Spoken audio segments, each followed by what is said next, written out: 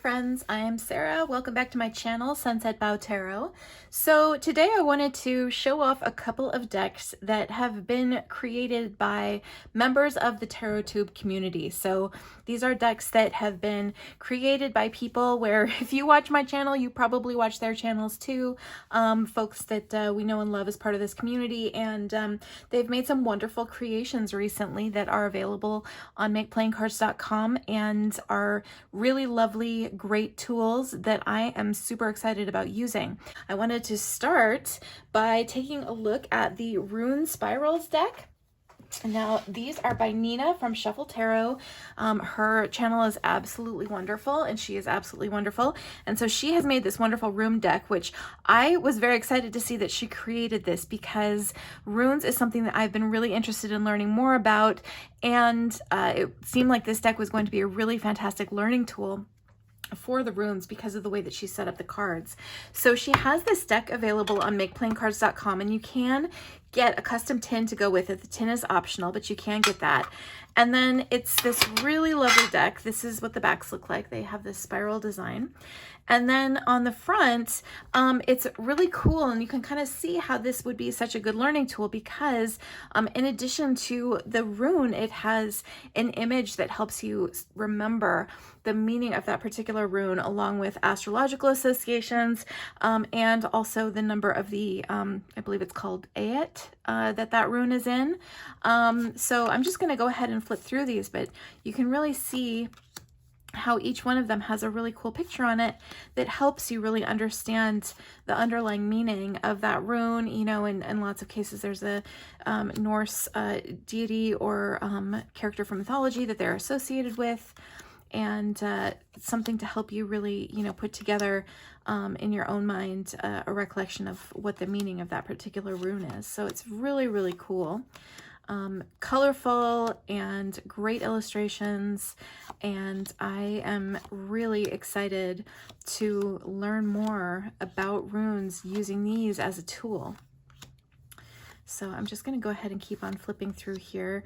You can see it has all 24 runes of the Elder Futhark, and then it has additional runes of the Anglo-Saxon Futhark, I believe is what it's called. Again, I am not super educated about runes yet, but this I think is going to be an absolutely fantastic learning tool.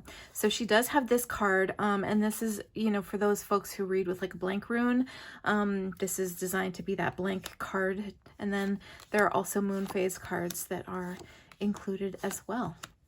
So a really beautiful deck. It's a nice, you know, sort of bridge size, playing card size deck that comes in this lovely tin. And then there's a guidebook that she wrote that is available on Lulu. So this is the Rune Spirals guidebook. And as you can see, you know, there's a lot of information, you know, in addition to sort of very basic keywords about each rune. There is a lot of information that she has included with full color images, you know, talking about the meaning of that particular rune. So it's very, very cool.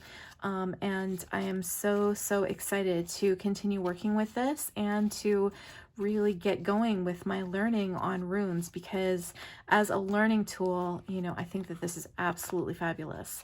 So again, that is the Rune Spirals deck by Nina from Shuffle Tarot, who is absolutely wonderful, and I am so excited to learn more about runes from this deck. So another deck that was created by someone in the community that I was incredibly excited about and actually just received today, which is what made me so excited to make this video today. This is the Inspired Soul Tarot by Julie Rose. That's the lovely Julie of Peekaboo Rose, who again is an absolutely wonderful tarot tuber. And I have been really excited to get this deck because I absolutely love the thought that she put into how to put this together and the sort of overall inspiration for this deck, the suits, and how it's all put together. So I've really loved some of Julie's other creations. She has also created a deck called the Cup of Contemplation Cards, which is an oracle deck. I talked about in my last favorites video. I honestly use it every week. I draw a new card from it. It's something that I use very, very consistently. And she also just recently made for me a Lenormand Bitmoji deck, which I don't have yet, but I'm super, super excited to get it. So it's so kind of her to make that for me. So I'm very, very excited to get that one as well. But she also created this wonderful tarot deck. So I'm just going to start flipping through this one as well. It's got a nice title card. And then you can see, you know, it's really put together with you know, sort of clip art kind of graphics. But the way that the thought that she's put into all of the different cards really makes it very, very meaningful.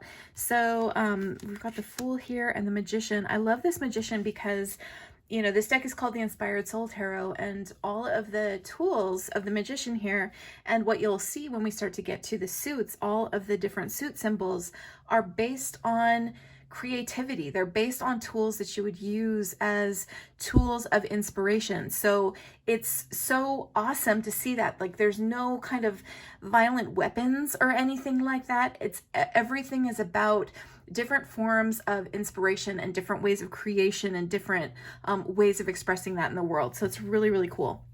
So here we got the Magician, the High Priestess, the Empress, the Emperor, the Hierophant. I really love this Hierophant. I know that some of these symbols are quite personal for Julie, but I love this image of a sacred space as the Hierophant. Here's the Lovers. Love this adorable Chariot. This Strength is awesome, how you're looking in the mirror and seeing the Lion. The Hermit. Obviously, I need kitty cats in my deck. That's so important. We've got the Wheel of Fortune. Justice. The Hanged One. I really like this hanging plant as the Hanged One. And Death. This is a wonderful image for death, how it's, you know, a candle, and so there's that sense of both death and new life starting, and it's really wonderful. Temperance. The Devil. Love this. Definitely has lots of different ways that the devil can manifest in a person's life. The Tower. The Star. The Moon. The Sun. This is so sweet how it's like a child's drawing of the sun. Love that. Judgment. I think this is a perfect depiction of judgment. And then the World, and it's such a lovely representation of the world. And then Julie has like the equivalent of a Happy Squirrel card, but it's a Happy Baby Yoda. And this was the thing that absolutely clinched it for me in terms of knowing that I needed to have this deck. It was absolutely non-negotiable that I get this one, because not only do I just love the deck in general, but I also love a Happy Squirrel card, and it has Happy Baby Yoda cards. Like, how is a person supposed to even deal? So they're so cute. And so then this is a pip deck, but when you get into the individual suits, the suit symbols are different, and they've been, you know, replaced by generally things that are tools of inspiration or creativity in the world. So the wands are all paintbrushes. And so rather than, you know, saying wands, it's got the fire symbol down here. And then again, this is pip style or Marseille style. So we've got the suit symbols, you know, laid out in a pattern, but it's got this great representation of paintbrushes instead of actual wands, which is, or staffs or batons, or, you know, whatever else you might use. So I love that. So, and again, this is pip style, but absolutely love the choices of symbology. And then also, I think the quartz are really, really well done here. So obviously we have paintbrushes as the suit symbol, and then the quartz are represented as these canvases with different images on them. So the page is the feather and the lizard. So it's like how the page of wands is dressed in the Rider-Waite-Smith is represented here on the canvas. Here's the knight with the horse. The queen has the sunflower and the cat. And the king has this sort of heraldic shield, you know, again with important symbols that you would see in the Rider-Waite-Smith version of the card. So I just love how easels with images on them, you know, paintings, canvases were selected to represent the different courts in the suit of paintbrushes. So all of the cups are represented by wine glasses, which I personally love.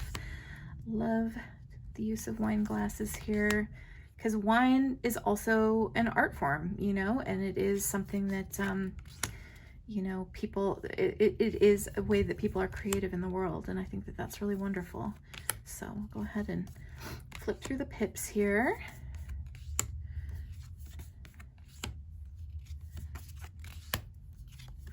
And here we have the page, and again, it's a big wine goblet, but we've got the fish in the glass, which I love because that's an important piece of imagery to me in the Page of Cups. We've got the knight in this romantic dinner with glasses of champagne and everything, which is perfect. We've got the queen having put together this lovely wine tasting with different kinds of wine and delicious food and, you know, a really sort of lovely example of, you know, ways that caring for people is expressed. And then finally we have the king as a vineyard. So I think that it's just really wonderful symbology that she chose. And so here we have the ace, or the ace of swords. So swords are represented by pens in this particular deck, which I love because, again, there's no violence to it. It's, you know, it's a way that that thoughts are expressed in a creative way in the world. So I think that that's awesome. So we'll go ahead and flip through the pips here. All pens, which I really love.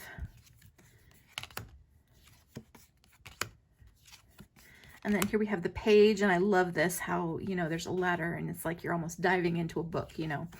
And the knight, somebody who is, you know, trying so hard to express themselves that, you know, they're just sort of drinking coffee and sort of frantically trying to express themselves and doing it wrong and crumpling up the papers. And I love that idea for the knight.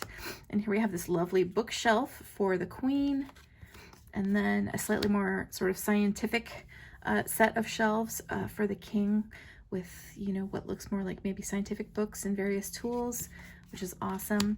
And then my absolute favorite suit in this deck is the Pentacles, because I love the choice of buttons for the Pentacles. I've never actually seen that before in another deck, and that and the Baby Yoda were like the two things when I saw this deck where I was like, oh my gosh, I love that. I have to have this.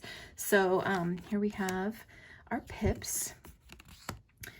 Again, you know, something that is an expression of creativity in the world. Sewing in this case. I think that the choice of buttons was really brilliant.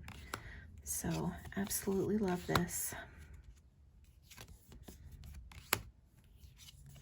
And then we've got clothing representing the courts here. So we've got this little child's dress representing the page, and then this sort of, you know, conservative dude outfit representing the knight, and this lovely evening gown representing the queen, and then a power suit representing the king.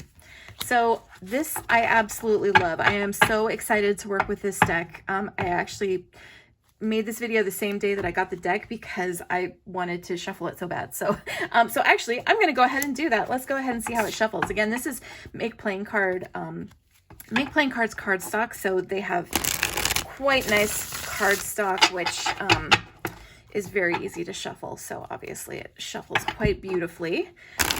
And yeah, I'm really, really excited about this one. So this again is the Inspired Soul Tarot by Julie Rose, and we have the Rune Spirals deck by Nina Reel, and again, two wonderful new decks that have been created by members of the community that I am so excited to use and work with. So anyway, thanks so much everyone for checking out these decks with me. Have a great one. Bye-bye.